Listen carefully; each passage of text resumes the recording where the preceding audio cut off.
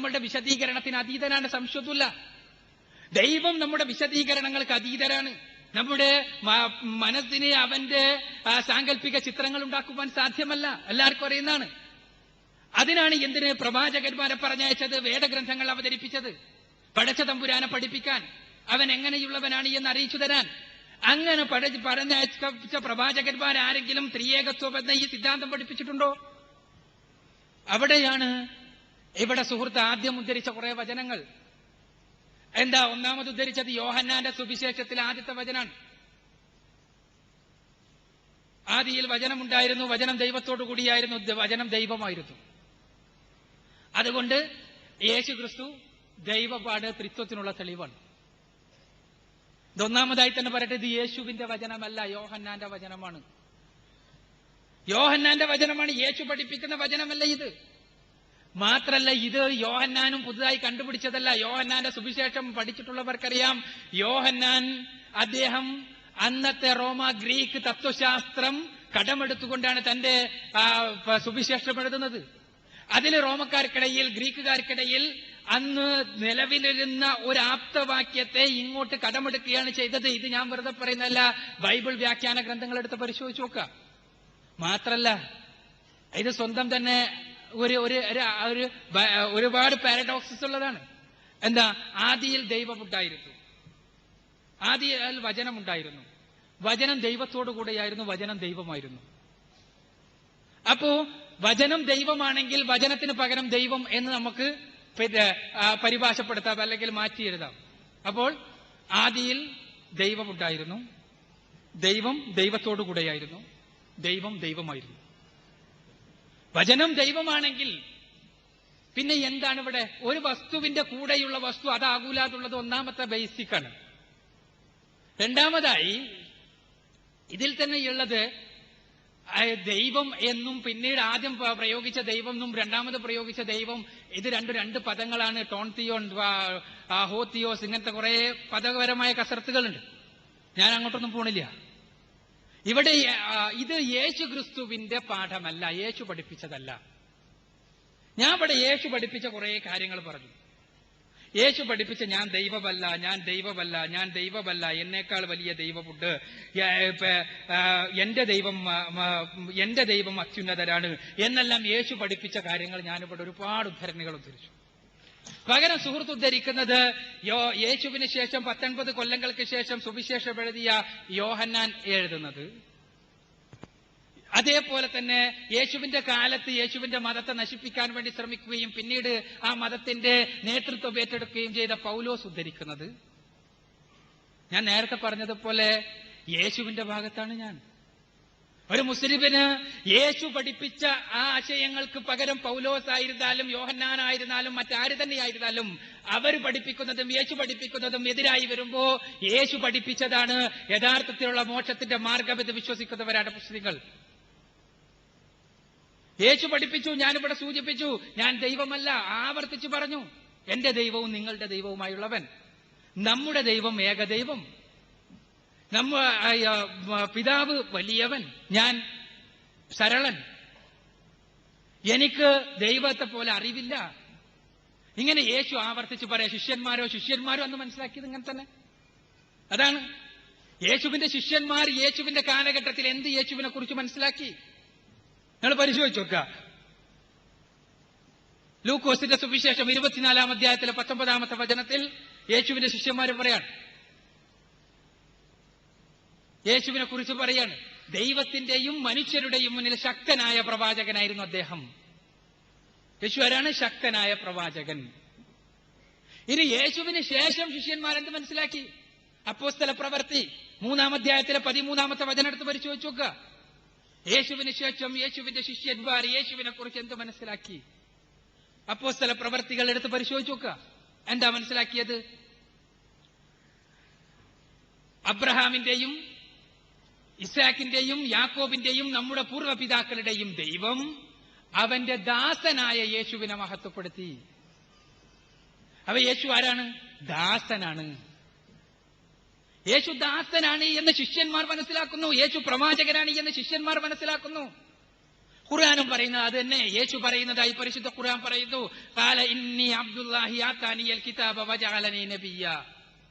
ഖുർആനിലെ 19-ാം അധ്യായം സൂറത്ത് മറിയത്തിലെ 30-ാമത്തെ വചനം. യേശു പറയുന്നതായി ഖാല ഇന്നി അബ്ദുല്ലാഹി ആതാനിയൽ കിതാബ വജഅലനി നബിയ്യ. അദ്ദേഹം പറഞ്ഞു, ഞാൻ ദൈവത്തിന്റെ ഒരു പ്രവാചകനാകുന്നു. ആ ദൈവം തമ്പുരാൻ എനിക്ക് ഗ്രന്ഥം അവതരിപ്പിച്ചു തന്നിരിക്കുന്നു. ഞാൻ അവന്റെ ഒരു വിനീതനായ ദാസൻ കൂടിയാകുന്നു. അത് തന്നെയാണ് ശിഷ്യന്മാർ മനസ്സിലാക്കിയത്. അത് തന്നെയാണ് യേശു ക്രിസ്തു പഠിപ്പിച്ചത്. അപ്പോ പിന്നെ എന്താണ്? അതല്ല യേശു ക്രിസ്തു മനുഷ്യരൂപത്തിൽ പറഞ്ഞത്. പിന്നെ ദൈവരൂപത്തിലോ? ദൈവരൂപത്തിൽ യേശു എന്തോ പറഞ്ഞോ? യേശു ഞാൻ ദൈവമാണ് എന്ന് പറഞ്ഞോ? അല്ലെങ്കിൽ യേശു ദൈവമായി പഠിപ്പിച്ചോ? യേശു പൊട്ടിക്കരഞ്ഞുകൊണ്ട് പ്രാർത്ഥിക്കുന്നു. യേശു സാഷ്ടാംഗം നമിച്ചുകൊണ്ട് പ്രാർത്ഥിക്കുന്നു. ആരോടാണ് പ്രാർത്ഥിക്കുന്നത്? ദൈവം തമ്പുരാനോട്. നമുക്കറിയാം, മത്തായിയുടെ സുവിശേഷം 26-ാം അധ്യായത്തിലെ 39-ാമത്തെ വചനത്തിൽ യേശു ഗെത്സെമനെ തോട്ടത്തിൽ വെച്ച് പൊട്ടിക്കരഞ്ഞുകൊണ്ട് സാഷ്ടാംഗം നമിച്ച് പ്രാർത്ഥിക്കുകയാണ്. പിതാവേ, കഴിയുമെങ്കിൽ ഈ പാനപാത്രം എന്നിൽ നിന്ന് നീക്കിക്കളയണമേ, എങ്കിലും എന്റെ ഇഷ്ടമല്ല നിന്റെ ഇഷ്ടം നിറവേറട്ടെ. അപ്പോൾ തന്നേക്കാൾ വലിയ ഇഷ്ടമുള്ള ഒരു ദൈവം, തന്നെ രക്ഷിക്കാൻ കഴിയുന്നൊരു ദൈവം, ആ ദൈവത്തോട് യേശു പ്രാർത്ഥിച്ചുകൊണ്ട് നമുക്ക് മാതൃക കാണിച്ചു. നമ്മളും ആ ദൈവത്തോട് പ്രാർത്ഥിക്കുക. ഇതാണ് ഇസ്ലാം പഠിപ്പിക്കുന്നത്, ഖുർആൻ പഠിപ്പിക്കുന്നത്.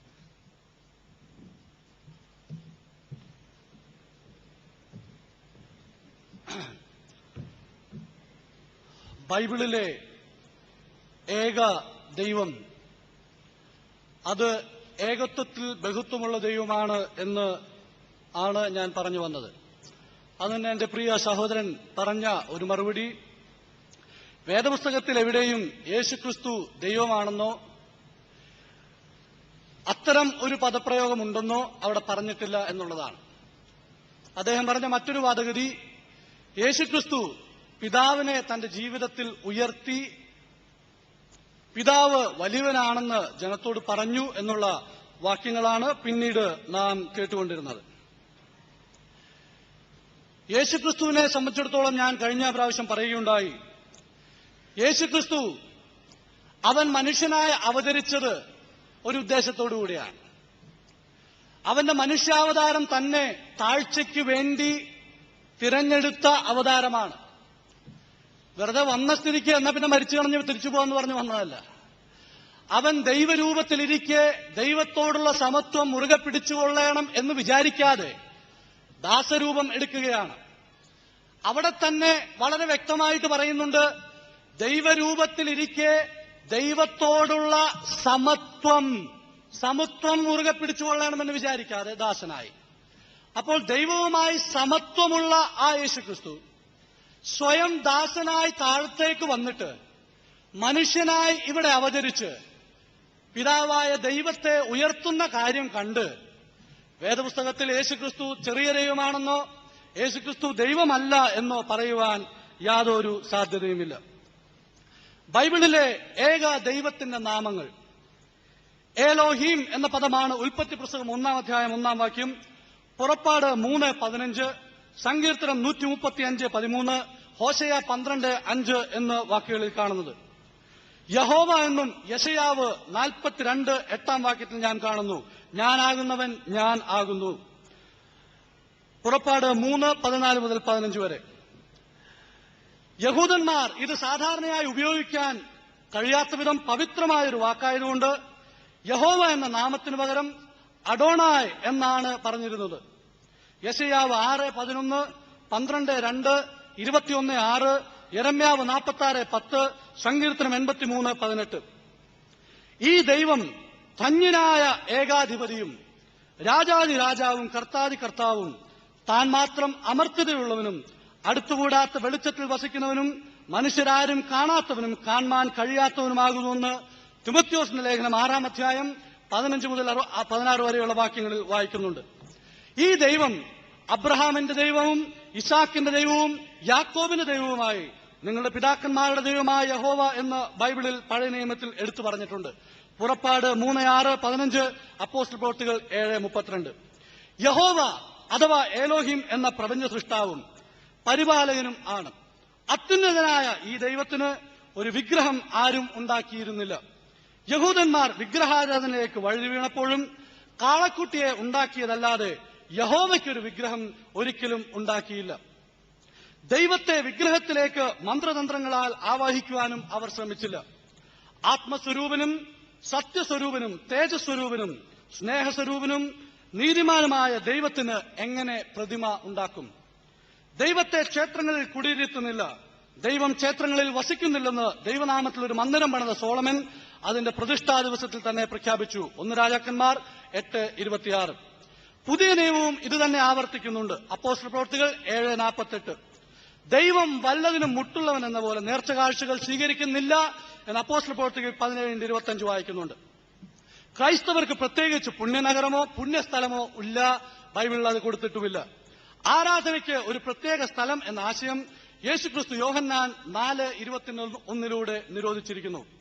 ക്രൈസ്തവർ പ്രത്യേക നോമ്പ് ഒന്നും ആചരിക്കേണ്ടതില്ല എന്ന് വേറെ പുസ്തകം വ്യക്തമാക്കുന്നു. പ്രാർത്ഥനയ്ക്ക് ഒരു സ്ഥലത്തെയോ ദിശയോ ലക്ഷ്യമോ കേന്ദ്രമോ കാണുന്നില്ല. ഇത്രയും മുഖവരിയായി പറഞ്ഞിട്ട് യേശുക്രിസ്തുവിന്റെ ദൈവത്വത്തിലേക്ക് കടന്നു വരികയാണ്. ദൈവിക സത്തയിലെ 3 വ്യക്തികളിൽ മധ്യപുരുഷനായ പുത്രൻ വചനം ആണ്. മനുഷ്യാവതാരം സ്വീകരിച്ചതും വചനവും ജഡവുമായി കൃപയും സത്യവും നിറഞ്ഞവനായി നമ്മുടെ ഇടയിൽ പാർത്തു. അവിടുന്നാണ് യേശുക്രിസ്തു അഥവാ ലോകരക്ഷിതാവെന്ന് വ്യവഹരിക്കപ്പെടുന്ന ചരിത്രപുരുഷൻ ഉണ്ടാകുന്നത്. യോഹന്നാൻ 1:1, 1 മുതൽ 3 വരെയുള്ള വാക്യങ്ങൾ, 3-ാം അധ്യായം 4-ാം വാക്യം.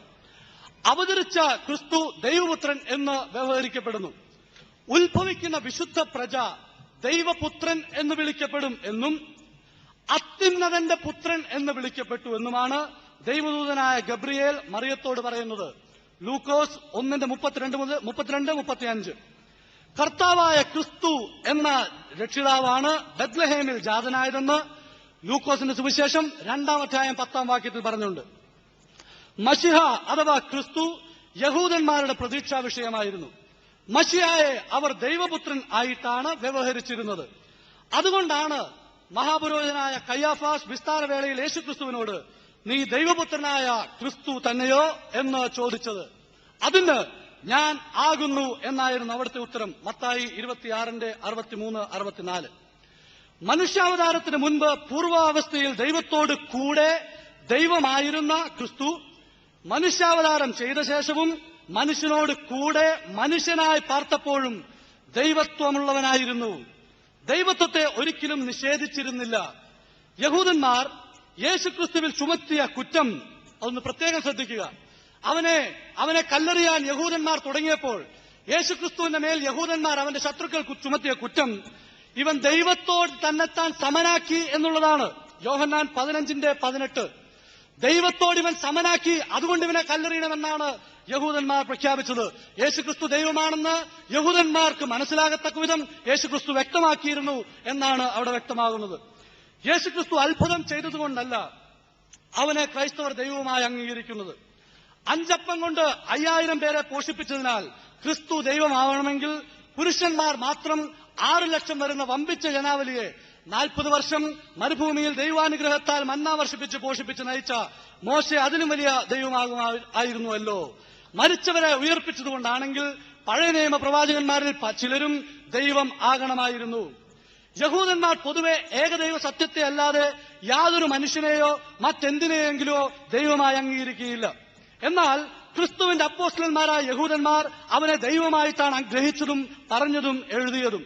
പത്രോസും യോഹന്നാനും യേശുക്രിസ്തുവിന്റെ അവകാശ പ്രഖ്യാപനങ്ങളുടെയും തന്നിൽ നിന്നുള്ള അറിവിന്റെയും അടിസ്ഥാനത്തിൽ അവനെ ദൈവമായി തന്നെ വിളംബരം ചെയ്തതുപോലെ അതുപോലെ തന്നെ പൗലോസും ചെയ്തിരിക്കുന്നു. സത്യ ദൈവം 1 യോഹന്നാൻ 5:20, 17:3 സമം. സർവശക്തിയുള്ള ദൈവമായ കർത്താവ് വെളിപ്പാട് 4:8. അവിടുന്ന് സർവത്തിനും മീതെ ദൈവമായി വാഴ്ത്തപ്പെട്ടവൻ. റോമാലേഖനം 9-ാം അധ്യായം 5-ാം വാക്യം. അവൻ അദൃശ്യനായ ദൈവത്തിന്റെ പ്രതിമയും സ്വർഗത്തിലുള്ളതും ഭൂമിയിലുള്ളതും ദൃശ്യമായതും അദൃശ്യമായതും സകലതും അവൻ മുഖാന്തരം സൃഷ്ടിക്കപ്പെട്ടു. അവൻ സകലത്തിനും മുമ്പേയുള്ളവൻ, അവൻ സകലത്തിനും ആധാരമായിരിക്കുന്നു. കൊലോസ്യർ 1:15-17 വരെയുള്ള വാക്യങ്ങൾ. അവനിലല്ലോ ദൈവത്തിന്റെ സർവസമ്പൂർണതയും ദേഹരൂപമായി വസിക്കുന്നത്? അവനിലല്ലോ ദൈവത്തിന്റെ സർവസമ്പൂർണതയും ദേഹരൂപമായി വസിക്കുന്നത്. കൊലോസ്യർ 2:9. മഹാദൈവവും നമ്മുടെ രക്ഷിതാവുമായ യേശുക്രിസ്തു. തീത്തോസ് 2:12. മഹാദൈവവും നമ്മുടെ രക്ഷിതാവുമായ യേശുക്രിസ്തു. യേശുക്രിസ്തുവിന്റെ ദൈവത്വം സംബന്ധിച്ച് പഴയ പുതിയ നിയമത്തിന്റെ അടിസ്ഥാനത്തിൽ വളരെ വിശുദ്ധീകരിക്കുന്നതാണെങ്കിലും വിസ്താരഭയത്താൽ ഞാനിവിടെ ചുരുക്കുകയാണ്. യേശുക്രിസ്തുവിനെ ദൈവപുത്രൻ, ദൈവം എന്നീ നിലകളിൽ ബൈബിളും ക്രൈസ്തവരും വിശേഷിപ്പിക്കുന്നതിൽ മുസ്ലിം സഹോദരന്മാർ അസഹ്യപ്പെടുകയും ക്രൈസ്തവരെ പലപ്പോഴും അധിക്ഷേപിക്കുകയും ചെയ്യുന്നതായി കാണാറുണ്ട്. എന്നാൽ പുത്രൻ എന്ന് വിളിക്കുമ്പോൾ മനുഷ്യനെ സംബന്ധിച്ച് പിതാവിന് തന്നെ പത്നിയിൽ നിന്ന് ജനിക്കുന്ന വിധത്തിലാണ് അവർ മനസ്സിലാക്കുന്നത്. ഖുർആൻ ചോദിക്കുന്നു, അവന് ഭാര്യയില്ലെന്നിരിക്കെ സന്താനമുണ്ടാകുന്നത് എങ്ങനെയാണ്? സൂറ 6:101. എന്നാൽ അത് താത്വിക അടിസ്ഥാനത്തിൽ അവർക്ക് അംഗീകരിക്കാൻ കഴിയുകയില്ല. ഞാൻ നേരത്തെ പറഞ്ഞു കഴിഞ്ഞു, 1:1 എന്ന താത്വിക ഗുണത്തിൽ തന്നെ നിങ്ങൾക്കത് നോക്കാമെന്നതാണ്. പുത്രൻ എന്ന വ്യവഹാരത്തിലൂടെ മുഹമ്മദ് 2000 വർഷങ്ങൾക്ക് മുമ്പ് മുതൽ യഹൂദൻ എന്തർത്ഥ കൽപ്പനയാണ് നൽകിയിരുന്നത് എന്നോ മുഹമ്മദിന് മനസ്സിലാക്കുവാൻ കഴിഞ്ഞിരുന്നില്ല.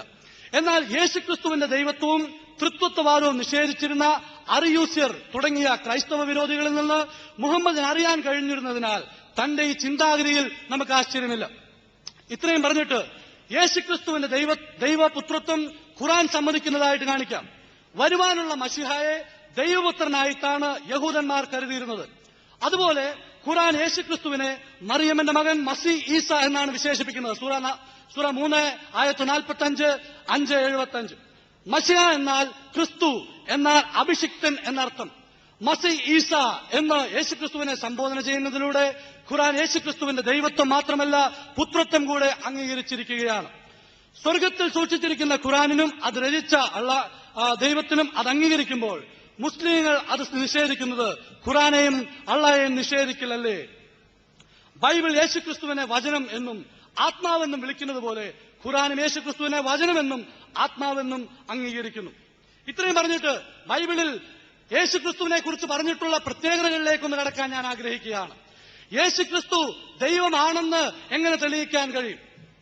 ദൈവത്തിന്റെ സ്വഭാവവിശേഷങ്ങളൊന്ന് എടുക്കുക, എന്നിട്ട് അത് യേശുക്രിസ്തുവിനുണ്ടോ എന്ന് നമുക്കൊന്ന് ഒത്തുനോക്കാം. ഒന്നാമത്, യേശുക്രിസ്തു സ്രഷ്ടാവാണ്. ഞാനത് പറയുകയുണ്ടായി. സകലവും അവൻ മുഖാന്തരം സൃഷ്ടിക്കപ്പെട്ടു. യോഹന്നാൻ 1:1-3 വരെ, കൊലോസ്യർ 1:16, എബ്രായർ 1:2, വെളിപ്പാട് 4:11, ഉൽപ്പത്തി 1:1, സങ്കീർത്തനം 96:5. അല്ലാഹു സൃഷ്ടാവാണ്, സർവവസ്തുക്കളെയും സൃഷ്ടിച്ചത് അവനാകുന്നു എന്ന് ഖുർആൻ സൂറ 2:117, ഖുർആൻ 6:73, 101, ഖുർആൻ 102, ഖുർആൻ 57:4. അപ്പോൾ സൃഷ്ടിതാവ് ആരാണോ അത് അള്ളാവാണ്, അഥവാ ദൈവമാണ് എന്ന് ഖുർആൻ പറയുമ്പോൾ യേശുക്രിസ്തു സൃഷ്ടിതാവാണ് എന്ന് വേദപുസ്തകം വ്യക്തമാക്കുന്നു. 2, ദൈവം സർവശക്തനാണ്. ദൈവത്തെക്കുറിച്ചുള്ള മറ്റൊരു പ്രത്യേകത, ദൈവം സർവശക്തനാണ്. യേശു ക്രിസ്തുവിനെ കുറിച്ചും അവൻ സർവശക്തനാണ് എന്ന് വ്യക്തമാക്കുന്നുണ്ട്. പുറപ്പാട് 6:3, ഇയ്യോബ് 5:17, 11:7, യെഹെസ്കേൽ 1:24, 10:5, വെളിപ്പാട് 1:8, 19:6. ഖുർആനിൽ നാം വായിക്കുന്നുണ്ട് സൂറ 2:20, സൂറ 3:26 നാം വായിക്കുന്നുണ്ട് അല്ലാഹു സർവശക്തനാണ്. ദൈവം സർവശക്തനാണെന്ന് ഖുർആൻ പ്രഖ്യാപിക്കുമ്പോൾ യേശുക്രിസ്തു സർവശക്തനാണെന്ന് വേദപുസ്തകം പ്രഖ്യാപിക്കുന്നു. മൂന്നാമതായിട്ട്, ദൈവം സർവജ്ഞാനിയായിരിക്കണം. യേശുക്രിസ്തു സർവജ്ഞാനിയാണെന്നുള്ള സത്യത വേദപുസ്തകത്തിൽ തെളിവുകളുണ്ട്. യോഹന്നാൻ 2:25, യോഹന്നാൻ 16:30, വെളിപ്പാട് 2:3, വെളിപ്പാട് 2:9, 13, 19, 1 കൊരിന്ത്യർ 1:24, 30, സങ്കീർത്തനം 139, 1-6 വരെ, ഇയ്യോബ് 26:6, 34:21. യേശുക്രിസ്തു സർവജ്ഞാനിയാണെന്ന് ധാരാളം വാക്കുകൾ നമുക്ക് കാണാൻ കഴിയും. ഖുർആൻ എന്ത് പറയുന്നു? അള്ളാഹു സർവജ്ഞാനിയാണ് എന്ന് പറയുകയാണ്. സൂറ 2:282, സൂറ 6:3, 18, 59, 73, 101, 103, സൂറ 13:9, സൂറ 28:69, സൂറ 57:3, സൂറ 59:22. യേശുക്രിസ്തു സർവജ്ഞാനിയാണെന്ന് വേദപുസ്തകം പറയുമ്പോൾ അള്ളാഹു സർവജ്ഞാനിയാണെന്ന് ഖുർആൻ പറയുന്നു. സർവജ്ഞാനിയായ ദൈവം. നാലാമതായി, യേശുക്രിസ്തു ആദ്യനും അന്തിനുമാണ് എന്ന് വേറെ പുസ്തകം പ്രഖ്യാപിക്കുന്നുണ്ട്. വെളിപ്പാട് പുസ്തകം 1:8-17, യെശയ്യാവ് 41:4, 44:6, 48:12, യെഹെസ്കേൽ 1:28. യേശുക്രിസ്തു ആദ്യനും അന്തിനുമാണ്. അള്ളാഹു ആദ്യനും അന്തിനുമാണെന്ന് ഖുർആൻ പ്രഖ്യാപിക്കുന്നു. ഖുർആൻ 57:3 ആദ്യനും അന്തിനും ദൈവമാണെന്ന് പ്രഖ്യാപിക്കുമ്പോൾ യേശുക്രിസ്തു ആദ്യനും അന്തിനുമാണെന്ന് വേദപുസ്തകം പ്രഖ്യാപിക്കുന്നു. ദൈവം സത്യവാനാണെന്ന് വേദപുസ്തകം പ്രഖ്യാപിക്കുന്നു. യോഹന്നാൻ 3:33, റോമർ 3:4, യോഹന്നാൻ 14:6, 18:37. അള്ളാഹുവാണ് സത്യമെന്ന് ഖുർആൻ പ്രഖ്യാപിക്കുകയാണ്. ഖുർആൻ 16, സൂറ 16, ആയത്ത് 63. നേർമാർഗത്തിലേക്ക് വഴികാണിക്കുന്നതും അവനാണ് എന്ന് അവിടെ പറയുകയാണ്. സൂറ 5, ആയത്ത് 16, സൂറ 33, ആയത്ത് 4. അപ്പോൾ സത്യം ദൈവമാണെന്ന് ഖുർആൻ പറയുമ്പോൾ യേശുക്രിസ്തു സത്യമാണ് എന്ന് വേദപുസ്തകം പ്രഖ്യാപിക്കുകയാണ്. യേശുക്രിസ്തു വെളിച്ചമാണ് എന്ന് വേദപുസ്തകം പറയുന്നുണ്ട്. ദൈവം വെളിച്ചമാകുന്നു, വെളിച്ചത്തിലേക്ക് നയിക്കുന്നു എന്നും വേദപുസ്തകം പറയുന്നുണ്ട്. യോഹന്നാൻ 8:12, 9:5, 1 യോഹന്നാൻ 1:5, 1 പത്രോസ് 2:9.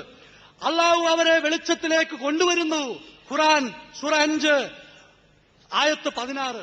വെളിച്ചത്തിലേക്ക് കൊണ്ടുവരുന്നു എന്ന് വെച്ചാൽ അള്ളാഹു വെളിച്ചമാണ്, അഥവാ ദൈവം വെളിച്ചമാണെന്ന് ഖുർആൻ പ്രഖ്യാപിക്കുമ്പോൾ, ദൈവം വെളിച്ചമാണെന്ന് വേദപുസ്തകം പ്രഖ്യാപിക്കുമ്പോൾ യേശുക്രിസ്തു വെളിച്ചമാണെന്ന് വേദപുസ്തകം വ്യക്തമായി പറയുന്നു. 7, യേശുക്രിസ്തു കൃപയും സത്യവുമുള്ളവനാണ് എന്ന് വേദപുസ്തകം പറയുന്നു. യോഹന്നാൻ 1:16, 17. തിരിച്ച് ഖുർആനിലേക്ക് തിരിയുക. അള്ളാഹു പരമകാരുണികനാണ്. ഖുർആൻ 1:2, ഖുർആൻ 6, സൂറ 6, ആയത്ത് 131, 133, സൂറ 27, ആയത്ത് 30. അപ്പോൾ പരമകാരുണികനാണ് അള്ളാഹു എന്ന് പറയുമ്പോൾ യേശുക്രിസ്തുവിനെ കുറിച്ചും അതേ കാര്യം പറയുന്നതായിട്ട് നമുക്ക് കാണാൻ കഴിയും. യേശുക്രിസ്തു നീതിമാനാണ് എന്ന് വ്യക്തമാക്കുന്നുണ്ട്. 1 യോഹന്നാൻ 1:9, മത്തായി 27:19, 24. അള്ളാഹു നീതി പാലിക്കുന്നവനാണ് എന്ന് ഖുർആൻ 3:18 പറയുന്നു. യേശുക്രിസ്തു പറഞ്ഞു, ഞാൻ നിങ്ങളെ അനാഥരായി വിടുകയില്ല. യോഹന്നാൻ 6:37, 14:18. അള്ളാഹു അഭയം നൽകുന്നുവെന്ന് ഖുർആൻ സൂറ 65, ആയത്ത് 3, ഖുർആൻ സൂറ 112, ആയത്ത് 2. യേശുക്രിസ്തു പ്രാർത്ഥനയ്ക്ക് ഉത്തരം നൽകുന്നവനാണ്. ശ്രദ്ധിക്കുക, യേശുക്രിസ്തു പ്രാർത്ഥനയ്ക്ക് ഉത്തരം നൽകുന്നവനാണ് എന്ന് ഖുർആൻ വേദപുസ്തകം പറയുന്നു. യോഹന്നാൻ 14:14, യോഹന്നാൻ 16:34. അള്ളാഹു പ്രാർത്ഥനയ്ക്ക് ഉത്തരം നൽകുന്നവനാണ് എന്ന് ഖുർആൻ പറയുന്നു.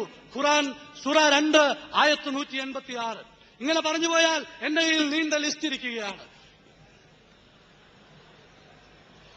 പറഞ്ഞാൽ തീരാത്തതുകൊണ്ട് ഞാൻ നിർത്തുകയാണ്.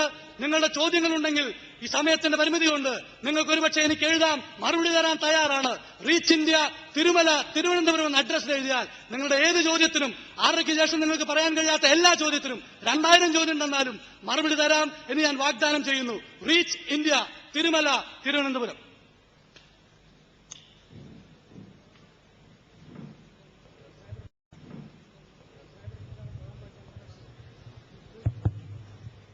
എന്റെ പേര് ഷാരിഖ്. താങ്കൾ പ്രസംഗത്തിൽ പറയുകയുണ്ടായി ബൈബിള് ദൈവനിശ്വാസീയമാണ്. ഇതാ എനിക്ക് ചോദിക്കാനുള്ളത്, ബൈബിളിൽ അശാസ്ത്രീയ പരാമർശമൊന്നുമില്ലാന്ന് താങ്കൾ പറയുന്നുണ്ടായി. എന്നാൽ 2-ാം ദിനവൃത്താന്തത്തിൽ ഒരു രാജാവിന്റെ കഥ പറയുന്നുണ്ട്. യഹോറാം രാജാവ് വായിച്ചു തുടങ്ങുമ്പോൾ അവന് 32 വയസ്സായിരുന്നു. അവൻ 8 വർഷം വാണു. അപ്പോൾ അവൻ 8 വർഷം വാണു കഴിഞ്ഞപ്പോൾ അവൻ മരിച്ചു. അവൻ മരിച്ചു കഴിഞ്ഞപ്പോൾ ആ നാട്ടുകാർ അവന്റെ മകനെ രാജാവാക്കി. അപ്പോൾ അവന് 42 വയസ്സായിരുന്നു. അപ്പൊ ഈ യഹോറാം രാജാവ് വായിച്ചു തുടങ്ങുമ്പോൾ 32 വയസ്സ്. അയാൾ 8 വർഷം വാണു. 8 വർഷം വാണ് രാജ്യം ഭരിച്ചു കഴിഞ്ഞപ്പോൾ അയാൾ മരിച്ചു. അപ്പോൾ 40-ാമത്തെ വയസ്സിൽ അയാൾ മരിച്ചു. അപ്പോൾ അയാൾ മകനെ രാജാവാക്കി. മകനപ്പോൾ 42 വയസ്സ്. അപ്പോൾ അപ്പനേക്കാൾ 2 വയസ്സ് മൂത്ത മകൻ. ഇതെങ്ങനെയാണ് ശാസ്ത്രീയമാവുക? അതുപോലെ തന്നെ വീടിന്റെ ശുദ്ധീകരണത്തിന് വേണ്ടി ബൈബിൾ പറയുന്നു. ബൈബിളിൽ ലേവ്യ പുസ്തകം 14-ാം അധ്യായം 49-ാം വചനം മുതൽ 53-ാം വചനം വരെ പറയുന്നു, വീടിന്റെ ശുദ്ധീകരണത്തിന് നിങ്ങൾ 2 ചെറിയ പക്ഷികളെ കൊണ്ടുവരാം. പുരോഹിതന്റെ അടുത്ത് കൊണ്ടുപോയിട്ട് ഈസോപ്പ് ചെടിയുടെ ഒരു കഷ്ണം കൊണ്ട് ഈ പക്ഷിയെ കൊന്നിട്ട് അതിന്റെ ചോര വീടിന് ചുറ്റും തെളിക്കുക. അപ്പോൾ നിങ്ങളുടെ വീട്ടിൽ തൊലിക്ക് പുറമേയുള്ള അസുഖമോ കുഷ്ഠമോ അതുപോലെയുള്ള മറ്റുള്ള അസുഖങ്ങൾ ഉണ്ടാവുകയില്ല. നമുക്കെല്ലാവർക്കും അറിയാവുന്ന ഒരു കാര്യമാണ്, ചോര പെട്ടെന്ന് രോഗം ഉണ്ടാക്കുന്ന സാധനമാണ്. എന്നാൽ അസുഖം വരാതിരിക്കാൻ ചോര നിങ്ങളുടെ വീടിന് ചുറ്റും തെളിക്കാൻ പറയുന്ന ദൈവം ഇത്രയും വിവരമില്ലാത്ത ദൈവമാണോ ഈ ബൈബിളിൽ ഇതേ രീതിയിലുള്ള പരാമർശം നടത്തുന്നത്? അതുപോലെ തന്നെ ലേവ്യ പുസ്തകത്തിൽ പറയുന്നു,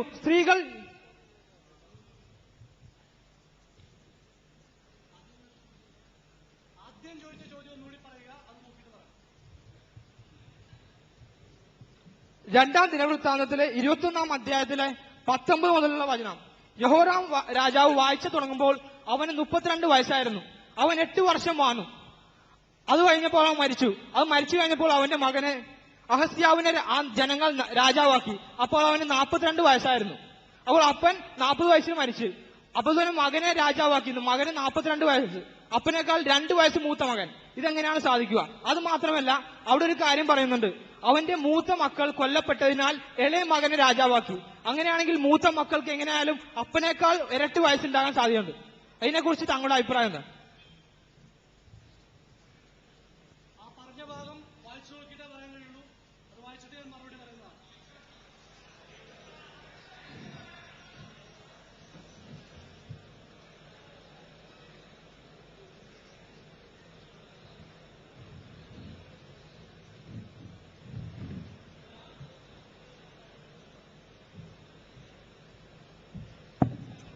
ആ ചോദ്യത്തിന്റെ ഉത്തരം അദ്ദേഹം റെഫർ ചെയ്യുന്നു. അതിനുള്ളിൽ അക്ബറിനോട് ചോദിക്കാൻ ചോദ്യമുണ്ടെങ്കിൽ ചോദിക്കാവുന്നതാണ്.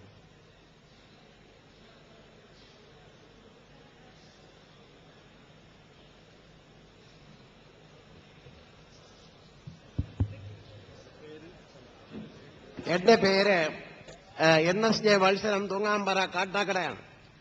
എനിക്ക് ഈ ബൈബിളിനോടുള്ള ബന്ധത്തിൽ ഞാൻ മനസ്സിലാക്കി 1-2 കാര്യങ്ങൾ പറഞ്ഞിട്ടാണ് ചോദ്യം പറയാനുള്ളത്.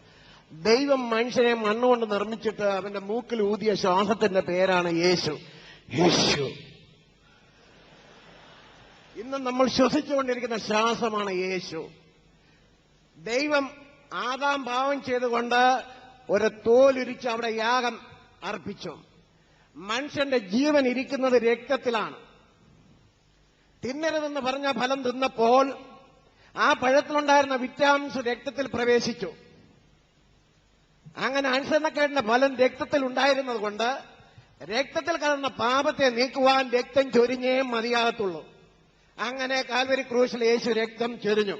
ഒരുപാട് കാര്യങ്ങൾ പറയാനുള്ളത്. അങ്ങനെ എനിക്ക് എനിക്ക് പറയാനുള്ളത്, ദൈവം സ്നേഹമാണെങ്കിൽ, നമ്മളെല്ലാം ദൈവത്തിന്റെ മക്കളാണെങ്കിൽ, ബൈബിളിലുള്ള കാര്യങ്ങളും ഖുറാനിലുള്ള കാര്യങ്ങളും ഗ്രഹിച്ചുകൊണ്ട് ബഹുമാനപ്പെട്ട അക്ബർ അവറുകൾ പറഞ്ഞത് വിശ്വാസവും പ്രവൃത്തിയുമാണ്. അപ്പൊ വേദവസവും പറയുന്നുണ്ട് വിശ്വാസവും പ്രവൃത്തിയും. നാം യേശുവിൽ വിശ്വസിക്കുന്നത് കൊണ്ട്, യേശുക്രിസ്തു ഭൂമിയിൽ വന്ന് മനുഷ്യന്റെ പാപത്തിന് വേണ്ടി രക്തം ചൊരിഞ്ഞ് അങ്ങനെ ആ രക്തത്തിൽ വിശ്വസിച്ച് പാപം കഴുകി ആ വിശ്വാസത്തിൽ വന്നതിന് ശേഷം അവർക്ക് സൽപ്രവൃത്തി ചെയ്യുവാനുള്ള ഒരു വ്യക്തിത്വം യേശുക്രിസ്തു മുഖാന്തരം ഇന്നും നൽകിക്കൊണ്ടിരിക്കുകയാണ്. അപ്പൊ ആ സൽപ്രവൃത്തികൾ ഖുറാനിലുണ്ടെങ്കിൽ ആ സൽപ്രവൃത്തികളെ ക്രിസ്ത്യാനികൾ സ്വീകരിക്കുന്നത് ഒരിക്കലും തെറ്റല്ല. അത് ബൈബിളും പറഞ്ഞിട്ടുണ്ട്. സൽപ്രവൃത്തികൾ, വിശ്വാസവും പ്രവൃത്തിയും യേശുവും പറഞ്ഞതാണ്. ഇനി എനിക്ക് അടുത്ത് ചോദിക്കാനുള്ളത്, ചോദ്യത്തിലേക്ക് വരാം. ചോദ്യത്തിലേക്ക് ഓക്കെ. അതായത് ഖുറാനിലുള്ള ഒരു വിശുദ്ധ യുദ്ധത്തെ കുറിച്ച് പറയുന്നുണ്ട്. ഈ വിശുദ്ധ യുദ്ധം എന്നാൽ എന്ത്? വിശുദ്ധ യുദ്ധവും അടുത്തതായിട്ട് സ്ത്രീകളെ മൊഴി ചൊല്ലി ഉപേക്ഷിക്കുക എന്ന് പറയുന്നത്, ഇത് രണ്ടും എങ്ങനെ നമുക്ക് സഹോദര ജീവിതത്തിൽ ജീവിക്കുമ്പോൾ അംഗീകരിച്ച് അത് ഉൾക്കൊള്ളുവാൻ സാധിക്കും? അത് രണ്ടിനും ഉത്തരം എന്ന് പറഞ്ഞാൽ പോലെ.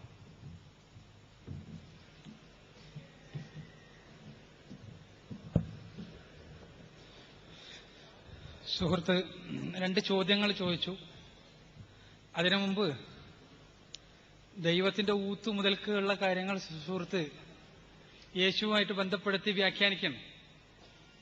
അതാണ് പ്രശ്നം. സത്യത്തിൽ ദൈവം തമ്പുരാൻ എന്ത് ചെയ്തു എന്നും എങ്ങനെ ചെയ്തു എന്നും നമുക്ക് അറിയിച്ചു തരാത്ത കാര്യങ്ങൾ നമ്മൾ വ്യാഖ്യാനിക്കാൻ തുടങ്ങിയാൽ ഇതേപോലെ പലതും വ്യാഖ്യാനിക്കേണ്ടി വരും. യേശു എന്നുള്ളത് എനിക്ക് വേറെ പല കോലത്തിൽ വ്യാഖ്യാനിക്കാം. ഇവിടെ ചിലപ്പോൾ നിങ്ങളെ സാഹസിന്റെ മുന്നിൽ തന്നെ പറയാൻ പറ്റാത്ത കോലത്തിൽ വ്യാഖ്യാനിക്കാം. വ്യാഖ്യാനിച്ചൂടെ? വ്യാഖ്യാനിക്കാം. ഇത് പഠിപ്പിക്കാനാണ് ദൈവം തമ്പുരാൻ പ്രവാചകന്മാരെ പറഞ്ഞയച്ചത്. പ്രവാചകന്മാരെന്താണ് പഠിപ്പിച്ചത്? ത്രിത്വത്തെക്കുറിച്ച് പഠിപ്പിച്ചോ? യേശു ദൈവമാണെന്ന് പഠിപ്പിച്ചോ? ഇവിടെ വിശ്വാസവും സൽക്കർമ്മം എന്ന് പറഞ്ഞില്ലേ, വിശ്വാസവും സൽക്കർമ്മവും കൃത്യമായി എന്താണ് എന്ന് പഠിപ്പിക്കാൻ കടന്നു വന്ന പ്രവാചകന്മാർ, ആ പ്രവാചകന്മാരിൽ അന്തിമനാണ് മുഹമ്മദ് റസൂലുള്ളാഹി സ്വല്ലല്ലാഹു അലൈഹി വസല്ലം. അദ്ദേഹത്തിലൂടെ അവതരിപ്പിക്കപ്പെട്ട വേദഗ്രന്ഥമാണ് പരിശുദ്ധ ഖുർആൻ.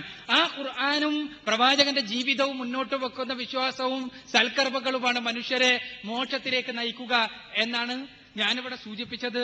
അതാണ് ഖുർആൻ പറയുന്നതും. പിന്നെ സുഹൃത്തിന്റെ ചോദ്യം ഒന്ന്, എന്താണ് വിശുദ്ധ യുദ്ധം? വളരെ അധികം തെറ്റിദ്ധരിക്കപ്പെട്ട ഇസ്ലാമിന്റെ സാങ്കേതിക സംജ്ഞകളിൽ ഒന്നാണ് ജിഹാദ്. ജിഹാദിനെയാണ് മലയാളത്തിൽ വിശുദ്ധ യുദ്ധം എന്ന് പലരും പരിഭാഷപ്പെടുത്താറുള്ളത്.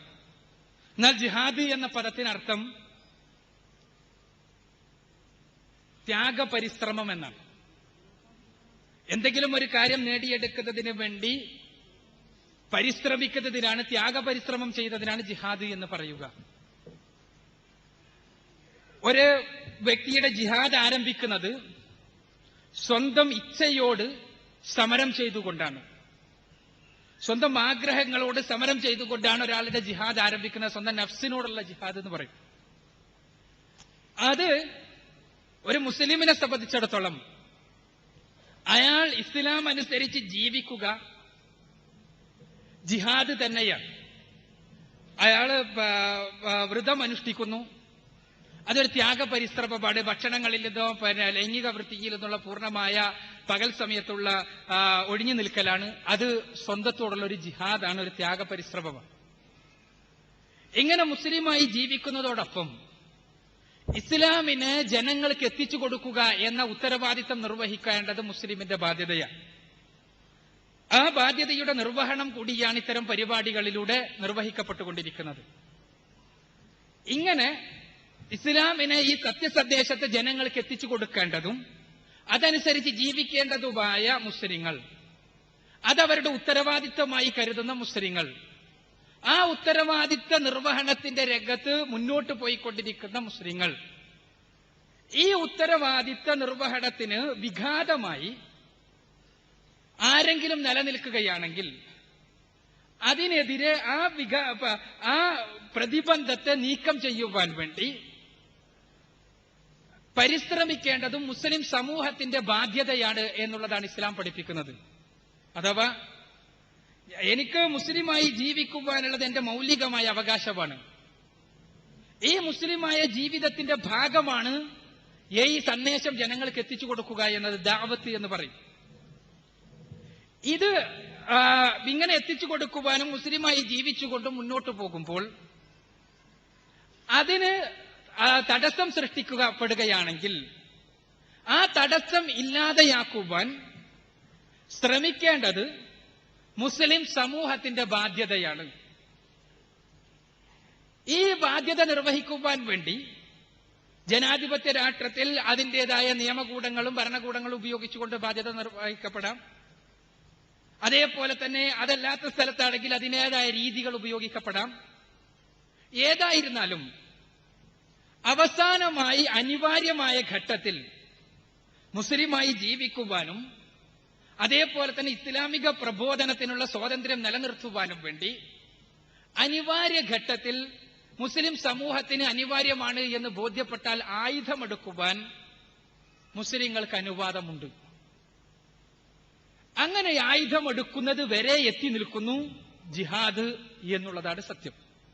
അഥവാ മുസ്ലിമായി ജീവിക്കുവാനും ഇസ്ലാമിക പ്രബോധനത്തിനുമുള്ള സ്വാതന്ത്ര്യം തടയപ്പെട്ടാൽ ആ സ്വാതന്ത്ര്യം പുനഃസ്ഥാപിക്കപ്പെട്ട് ലഭിക്കുന്നതിന് വേണ്ടി ഒരു സായുധ സമരം അനിവാര്യമാണെന്ന് മുസ്ലിം സമൂഹത്തിന് ബോധ്യപ്പെടുകയാണെങ്കിൽ അത്തരം ഒരു സമരവും ഇസ്ലാം അനുവദിക്കുന്നുണ്ട്. അത്തരം രംഗങ്ങളിൽ ഇസ്ലാമിലെ ജിഹാദ് ഒരു സായുധ സമരമായി തീരും. ഇതാണ് ആ വിഷയത്തിൽ സംക്ഷിപ്തമായി സൂചിപ്പിക്കാനുള്ളത്. പിന്നെ സുഹൃത്തിന്റെ ചോദ്യം, വിവാഹമോചനം ഇസ്ലാം അനുവദിക്കുന്നുണ്ടല്ലോ എന്ന്. ഇസ്ലാം വിവാഹമോചനം അനുവദിക്കുന്നുണ്ട്.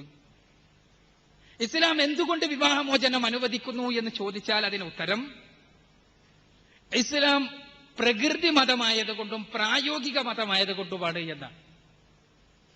വിവാഹമോചനം യാതൊരു വിധത്തിലുള്ള ഉപാധികളുമില്ലാതെ അനുവദിക്കുകയല്ല ഇസ്ലാം ചെയ്യുന്നത്. രണ്ട് സ്ത്രീ പുരുഷന്മാർ വിവാഹിതരായി കഴിഞ്ഞാൽ അവർക്കൊരിക്കലും പിന്നീട് മോചനമില്ല എന്ന രൂപത്തിലുള്ള കർക്കശ നിയമങ്ങൾ ഇസ്ലാമിലില്ല. എന്നാൽ വൈവാഹിക ജീവിതം പൊട്ടിപ്പോകാതിരിക്കാൻ, സ്ത്രീ പുരുഷന്മാർ ഭിന്നിച്ചു പോകാതിരിക്കുവാൻ ആവശ്യമായ ശാസ്ത്രീയമായ എല്ലാ മാർഗങ്ങളും പ്രവാചകൻ സല്ലല്ലാഹു അലൈഹി വസല്ലം നിർദ്ദേശിക്കുകയും പരിശുദ്ധ ഖുർആൻ വരച്ചു കാണിക്കുകയും ചെയ്തിട്ടുണ്ട്.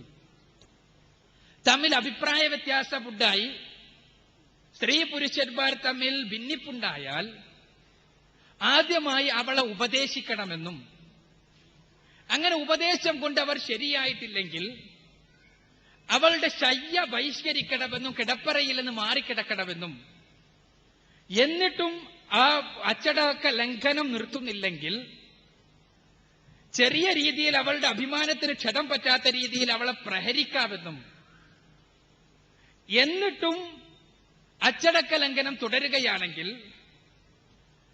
സ്ത്രീയുടെ ഭാഗത്തു നിന്നും പുരുഷന്റെ ഭാഗത്തു നിന്നും ഓരോ മധ്യസ്ഥന്മാർ വന്ന് ഇവരെ യോജിപ്പിക്കുവാൻ ആവശ്യമായ പദ്ധതികളെക്കുറിച്ച് ആലോചിക്കണമെന്നും, അങ്ങനെ ആലോചിച്ചാൽ പടച്ച തമ്പുരാൻ തന്നെ അവരെ മാനസികമായി യോജിപ്പിക്കുമെന്നും പരിശുദ്ധ ഖുർആൻ പറയുകയാണ്.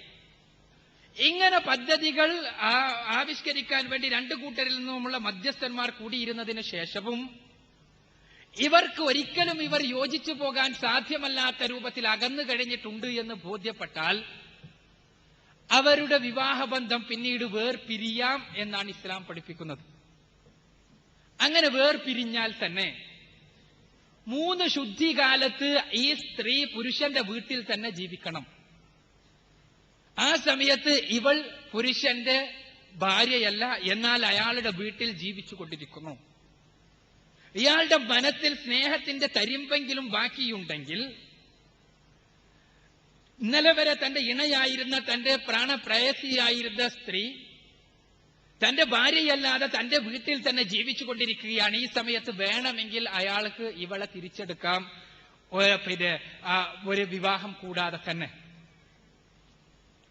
ഇങ്ങനെ ഇതും കഴിഞ്ഞു, 3 ശുദ്ധികാലം കഴിഞ്ഞിട്ടും ഇവളെ തിരിച്ചെടുത്തിട്ടില്ലെങ്കിൽ പിന്നീട് ഇവളെ ഒഴിവാക്കാമെന്നാണ് ഇസ്ലാമിന്റെ വീക്ഷണം. നമ്മൾ മനസ്സിലാക്കുക, ശാസ്ത്രീയമായ ഘട്ടങ്ങൾ കഴിഞ്ഞിട്ടും ഇവരുടെ മനസ്സിൽ പിന്നെയും ഒരു സ്നേഹത്തിന്റെ യാതൊരു ഇതും മുളച്ചു വരുന്നില്ല എങ്കിൽ, ഇത്തരം ഘട്ടങ്ങൾ കഴിഞ്ഞിട്ടും സ്നേഹം ഒരല്പമെങ്കിലും ബാക്കിയുണ്ടെങ്കിൽ പിന്നീടും യോജിക്കുവാനുള്ള മാർഗം എല്ലാം സൃഷ്ടിക്കുകയും എന്നിട്ടും സ്നേഹമുണ്ടായി വരുന്നില്ല എങ്കിൽ പിന്നീട് അവിടെ യോജിപ്പല്ല, പിന്നീട് അവിടെ കുടുംബജീവിതമല്ല ഉണ്ടാവുക, സ്നേഹത്തിൽ അധിഷ്ഠിതമായ ജീവിതമല്ല ഉണ്ടാവുക എന്നുള്ളത് കൊണ്ട് തന്നെ വേർപിരിയാൻ ഇസ്ലാം അനുവാദം നൽകുന്നു. ഇങ്ങനെ പിന്നെ ഇങ്ങനെ വേർപിരിഞ്ഞതിന് ശേഷം വേണമെങ്കിൽ കുറെ കാലം കഴിഞ്ഞിട്ട് അല്ലെങ്കിൽ പിന്നീടോ എപ്പോഴെങ്കിലും ഇയാൾക്ക് ഇവളെ തിരിച്ചെടുക്കാൻ തോന്നുകയാണെങ്കിൽ തിരിച്ചെടുക്കാവുന്നതാണ്. അതേപോലെ തന്നെ ഈ രൂപത്തിൽ 2 തവണ തിരിച്ചെടുക്കാം. 3-ാം പ്രാവശ്യം വിവാഹമോചനം ചെയ്താൽ പിന്നെ തിരിച്ചെടുക്കാൻ പാടില്ല എന്നുള്ളതാണ് ഇസ്ലാമിന്റെ നിയമം. ചുരുക്കത്തിൽ സ്ത്രീക്കും പുരുഷനും ഇതിനുള്ള അനുവാദമുണ്ട്, വിവാഹമോചനത്തിനുള്ള. ഇങ്ങനെയുള്ള ഘട്ടങ്ങൾ കഴിഞ്ഞിട്ടും വിവാഹമോചനം അനുവദിക്കപ്പെടാതിരിക്കുകയാണെങ്കിൽ സംഭവിക്കുക എന്തായിരിക്കും എന്ന് വെച്ചാൽ, പിന്നീട് അവരുടെ മനസ്സിൽ സ്നേഹം അല്പം പോലും ബാക്കിയില്ലാതിരിക്കുകയും, എന്നാൽ 2 കൂട്ടരും ഒരേ വീട്ടിൽ ഒരേ റൂമിൽ കഴിയുവാൻ വേണ്ടി സമൂഹം നിർബന്ധിക്കുകയുമാണെങ്കിൽ പിന്നെ സ്നേഹമുണ്ടാകാതിരിക്കുകയും അവിടെ പ്രശ്നങ്ങളും പ്രയാസങ്ങളും അവസാനം ഇവളിൽ നിന്ന് രക്ഷപ്പെടാൻ വേണ്ടി ഗ്യാസ് സ്റ്റൗ പൊട്ടിത്തെറിക്കലും അതേപോലെ തന്നെ മറ്റ് പ്രശ്നങ്ങളുമെല്ലാം ഉണ്ടാവുക. അതാണ് നമ്മളുടെ പല സമൂഹങ്ങളിലും വിവാഹമോചനം അനുവദിക്കപ്പെടാത്ത സമൂഹങ്ങളിൽ സംഭവിച്ചു കൊണ്ടിരിക്കുന്നത് എന്നുള്ളതാണ് സത്യം. അതുകൊണ്ട് തന്നെ ഇസ്ലാം വളരെ അനിവാര്യമായ ഘട്ടത്തിൽ വിവാഹമോചനം അനുവദിക്കുന്നു, അതില്ലാതെയാക്കുവാനുള്ള ശാസ്ത്രീയമായ മാർഗങ്ങൾ നിർദ്ദേശിക്കുന്നു. എന്നാൽ യാതൊരു വിധത്തിലും യോജിച്ചു പോകാൻ സാധ്യമല്ലാത്ത സ്ത്രീയായിരുന്നാലും പുരുഷരായിരുന്നാലും അവർക്ക് വിവാഹമോചനമാകാം എന്ന് ഇസ്ലാം പഠിപ്പിക്കുന്നു എന്നാണ് എനിക്ക് സൂചിപ്പിക്കാനുള്ളത്.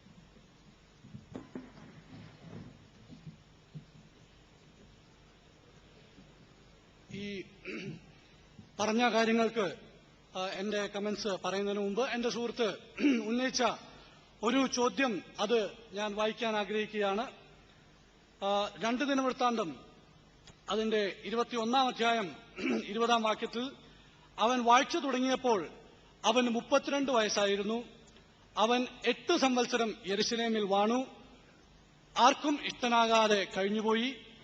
അവനെ ദാവീദിന്റെ നഗരത്തിൽ അടക്കം ചെയ്തു, രാജാക്കന്മാരുടെ കല്ലറകളിൽ അല്ലതാനും.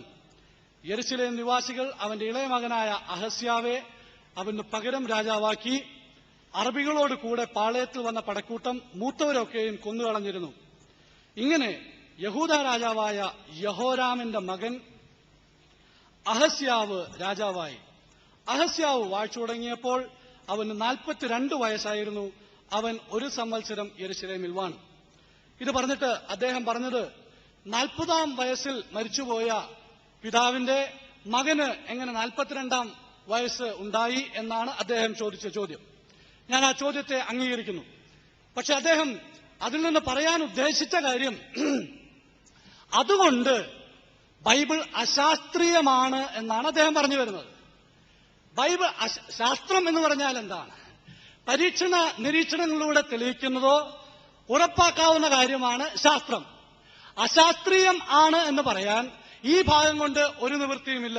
ഉത്തരം 1. രണ്ടാമതായി, വേദപുസ്തകത്തെ സംബന്ധിച്ചിടത്തോളം ഞങ്ങൾ അംഗീകരിക്കുന്ന ഒരു സത്യമുണ്ട്. വേദപുസ്തകം മനുഷ്യരാൽ രചിച്ചത് ദൈവാത്മ പ്രേരണയാൽ ആണ് എന്നുള്ളതാണ്.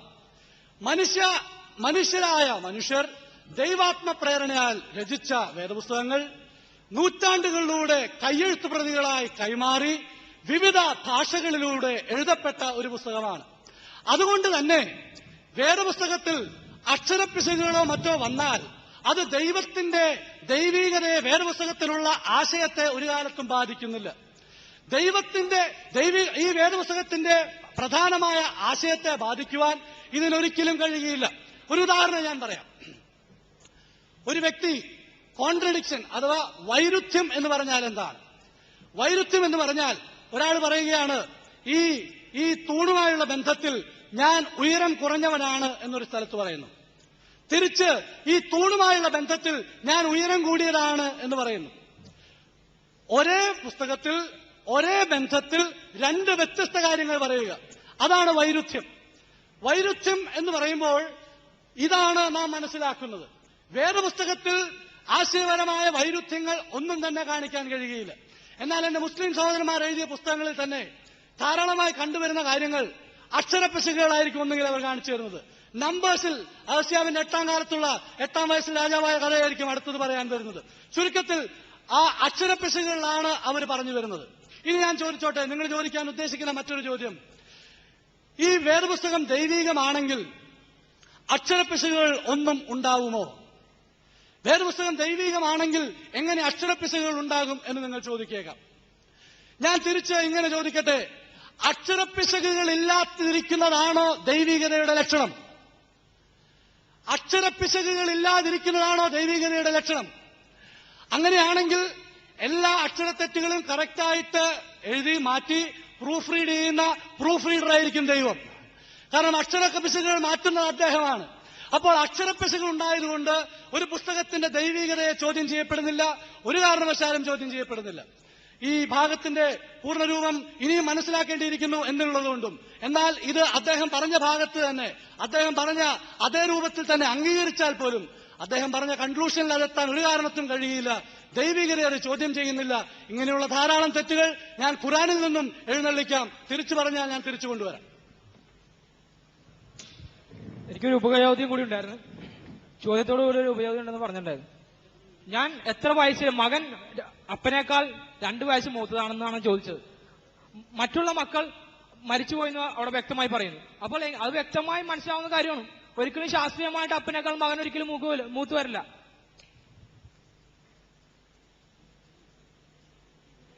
ഉപചോദ്യമുണ്ട്, ഉപചോദ്യം ചോദിക്കാം.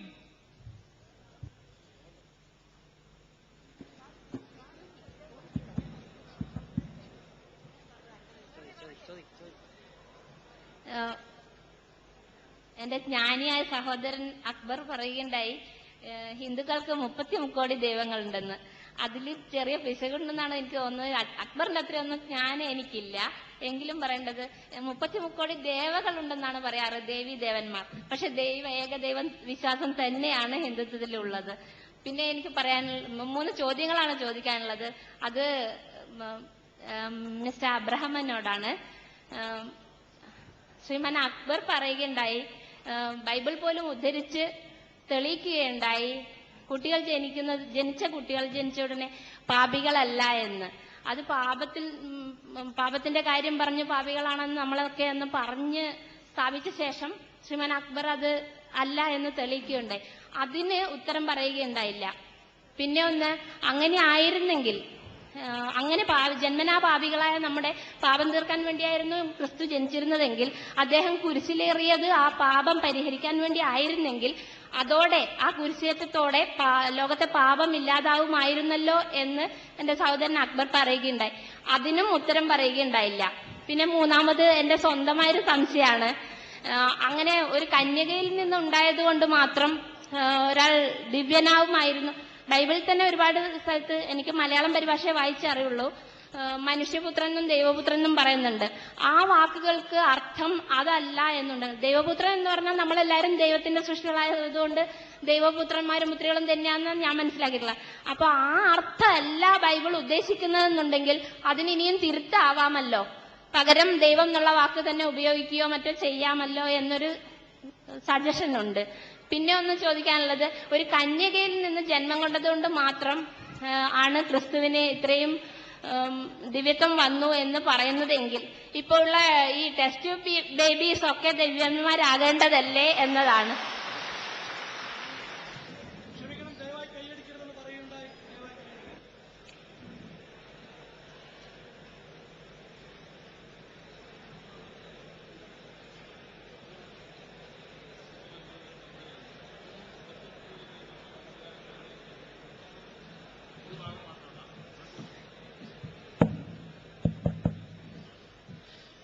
സുഹൃത്തുക്കളെ, ഇവിടെ സൂചിപ്പിച്ചതുപോലെ കയ്യടി, ശബ്ദ കോലാഹലങ്ങൾ, ഇതെല്ലാം ഒരു നല്ല രീതിയിൽ ബുദ്ധിപരമായി കാര്യങ്ങൾ അപഗ്രഥിച്ച് പഠിക്കാനുള്ള വേദിയിൽ പാടില്ലാത്തതാണ്. ശ്രദ്ധിക്കുക. സഹോദരിയുടെ ചോദ്യങ്ങളെല്ലാം ബഹുമാനായ സഹോദരനോടാണ്. എങ്കിലും സഹോദരി ആദ്യം സൂചിപ്പിച്ച കാര്യം, ഹിന്ദുക്കൾക്ക് 33 കോടി ദൈവങ്ങൾ ഉണ്ട് എന്ന് ഞാൻ പറഞ്ഞിരുന്നു. അപ്പൊ അത് തിരുത്തിയിരിക്കാം. സത്യത്തിൽ 33 കോടി ദൈവങ്ങളിൽ നിന്നായാലും ദേവകളിൽ നിന്നായിരുന്നാലും ദേവന്മാരെന്നായിരുന്നാലും ഇതിനെല്ലാം ന്യായീകരണങ്ങൾ കാണുന്ന ആളുകളുണ്ട്. സത്യത്തിൽ ഹൈന്ദവ ദർശനത്തെ അടിസ്ഥാനപരമായി കാണുകയാണെങ്കിൽ ഹൈന്ദവ ദർശനത്തിൽ ഏകദൈവ ആദർശമാണുള്ളത്, യാതൊരു സംശയമില്ല.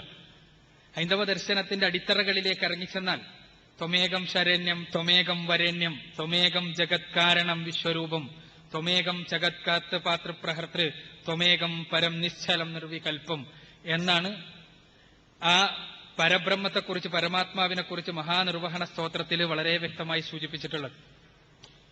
ന തസ്യ പ്രതിമാ അസ്തി യസ്യ നാമ മഹത്യശഃ എന്നാണ് യജുർവേദത്തിന്റെ 32-ാം അധ്യായത്തിൽ 5-ാമത്തെ വചനത്തിലുള്ളത്. എന്താച്ചാ ദൈവത്തിന് യാതൊരു പ്രതിമയുമില്ല. വിഗ്രഹാരാധനയെ ശക്തമായി വിലക്കുന്ന വചനങ്ങൾ ഒരുപാടുണ്ട്. അപ്പൊ ഞാനിവിടെ അത് കാണാതെ ഇത് പറഞ്ഞതല്ല, മറിച്ച് ഇവിടെ സുഹൃത്തിന്റെ വാദങ്ങൾ പ്രകാരം ഹൈന്ദവ സുഹൃത്ത് സഹോദരങ്ങൾ വാദിക്കുമ്പോൾ, അഥവാ ബഹുദൈവ ആരാധനക്ക് അവർക്ക് അവരുടേതായ ന്യായീകരണങ്ങൾ നിരത്താറുണ്ട്. പലരും പല രൂപങ്ങളിൽ നിരത്താറുണ്ട്. ഈ ന്യായീകരണങ്ങൾക്കും ഇതേ ന്യായങ്ങൾ പ്രകാരം അതും ന്യായീകരണമല്ലേ എന്ന് ചോദിച്ചതാണ് സത്യത്തില് ഉള്ളത്. ഇപ്പൊ തന്നെ സുഹൃത്ത് ത്രിത്വത്തിനുള്ള തെളിവായി 1 ഗുണിക്കണം 1 ഗുണിക്കണം 1 സമം 1 എന്ന് പറഞ്ഞു. എന്താണ് ഇതിന് പറയാ, ഒരു 10,000 1 ഇതേപോലെ ഇട്ടാലും 1 തന്നെയാണ് കിട്ടുക. അതുകൊണ്ട് ആ 10,001 ദൈവങ്ങളുണ്ട് എന്നതിനും തെളിവ് വേണമെങ്കിൽ 1 ഗുണിക്കണം 1 ഗുണിക്കണം 1 ഗുണിക്കണം 1 ഗുണിക്കണം 1 ഗുണിക്കണം 1 ഗുണിക്കണം 1 ഗുണിക്കണം 10,001 1 കൂട്ടി ഗുണിച്ചാലും 1 തന്നെയാണ് കിട്ടുക. അതുകൊണ്ട് അത്രയും ദൈവമുണ്ടെന്ന് നമ്മൾ പറയേണ്ടി വരും. അതൊന്നുമല്ല യഥാർത്ഥത്തിൽ ഇത് യേശു പഠിപ്പിച്ചിട്ടുണ്ടോ? ബൈബിളിലെ പ്രവാചകന്മാർ പഠിപ്പിച്ചിട്ടുണ്ടോ? അതാണ് അടിസ്ഥാനപരമായ ചോദ്യം. പിന്നെ ഹൈന്ദവ ദർശനത്തെ അപഗ്രഥിക്കാനുള്ള വേദി അല്ലാത്തതുകൊണ്ടാണ് ഒരു ജനറൽ സ്റ്റേറ്റ്മെന്റ് നടത്തിയത്. അതിൽ തെറ്റിദ്ധാരണ ഉണ്ടായിട്ടുണ്ടെങ്കിൽ ക്ഷമിക്കുക എന്നാണ് അഭ്യർത്ഥിക്കുന്നത്.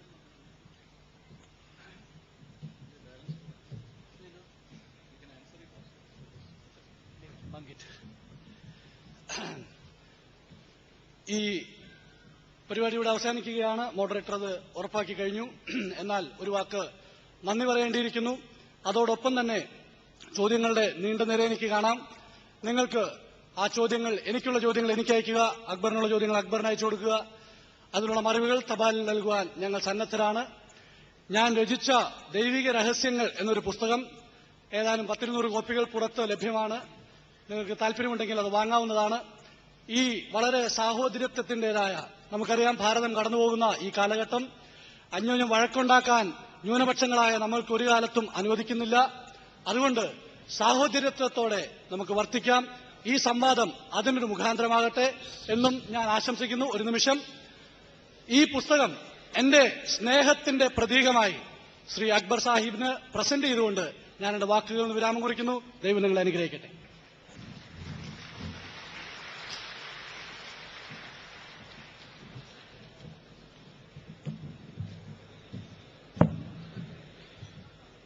സുഹൃത്തുക്കളെ, സഹോദരങ്ങളെ, വളരെ നല്ല രീതിയിൽ ഈ സംവാദം ഇവിടെ അവസാനിക്കുകയാണ്.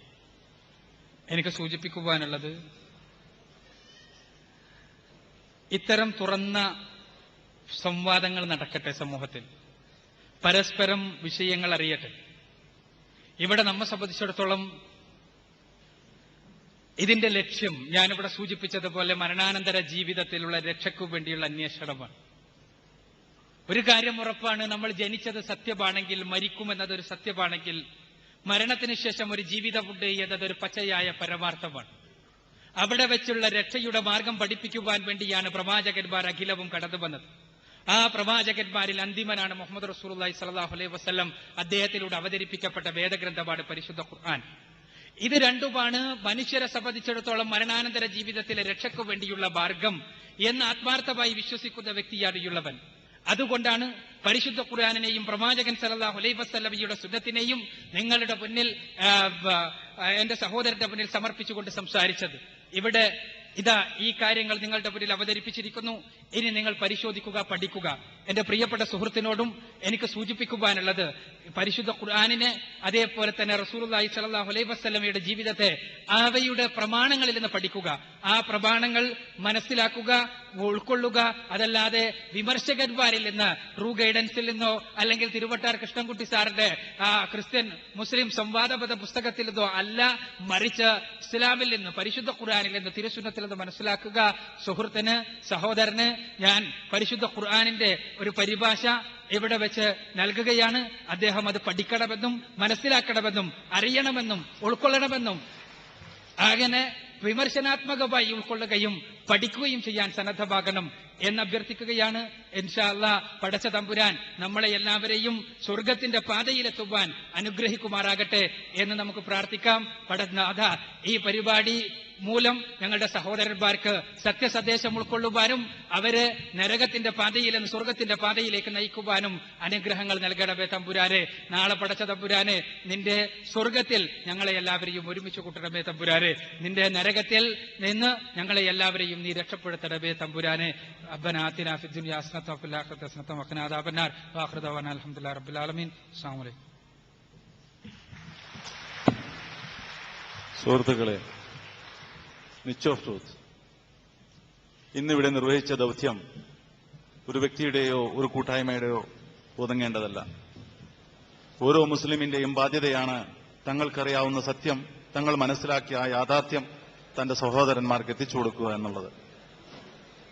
അതിന്റെ ഭാഗമായി ഇന്നിവിടെ സംഘടിപ്പിച്ച സംവാദത്തിൽ സഹകരിക്കുകയും വളരെ നല്ല ചോദ്യങ്ങൾ ചോദിക്കുകയും ചെയ്ത, അതുപോലെ തന്നെ വിഷയങ്ങൾ അവതരിപ്പിച്ച വ്യക്തികൾക്കും ഇത് മാന്യമായി സഹകരിച്ച ശ്രോതാക്കൾക്കും നന്ദി പറയുന്നു.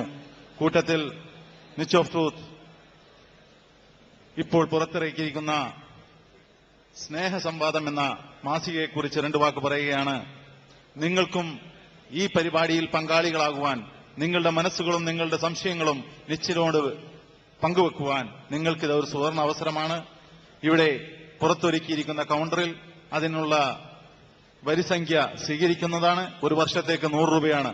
അതുപോലെ തന്നെ നിച്ച് ഓഫ് ട്രൂത്തിന്റെ നിരവധി ഗ്രന്ഥങ്ങളും ഓഡിയോ വീഡിയോ കാസറ്റുകളും ഇവിടെ ലഭ്യമാണ്. ആവശ്യമുള്ളവർ കൗണ്ടറിൽ നിന്ന് വാങ്ങുക. ഇതിൽ പങ്കാളികളാകുവാൻ അള്ളാഹു കൽപ്പിച്ച ആ പങ്കാളിത്തം ഉറപ്പാക്കുവാൻ നിങ്ങൾ ശ്രമിക്കുക എന്ന് ഓർമ്മിപ്പിക്കുന്നു. ഇതിന് സഹകരിച്ച എല്ലാവരോടും ഒരിക്കൽ കൂടി നന്ദി പറഞ്ഞുകൊണ്ട് നിർത്തുന്നു. അസ്സലാമു അലൈക്കും. ادع إلى سبيل ربك بالحكمة والموعظة الحسنة وجادلهم بالتي هي أحسن إن ربك هو أعلم بمن ضل عن سبيله وهو أعلم بالمهتدين